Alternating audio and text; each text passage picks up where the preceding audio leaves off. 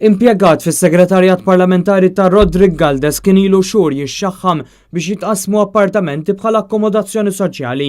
Charles Spiteri ġie sekondat mill-uffiċċju tal-Prim Ministru għas-segretarjat ta' Galdes fuq għażla politika wara l-aħħar elezzjoni ġenerali u iktar kmieni din il-ġimgħa ġie sospiż filwaqt li nfetħet inkjesta dwar dan. Skont sorsi li tkellmu ma' The Malta Independent on Sunday, fil-każ li wassal għall-investigazzjoni kienet intalbet somma ta' €500. Iżda dan ma kienx każ uniku, tant li jidher li Spiteri kważi immedjatament mal-ħatra tiegħu beda jixxaħħam b'ċifri ta' bejn l-400 u €600.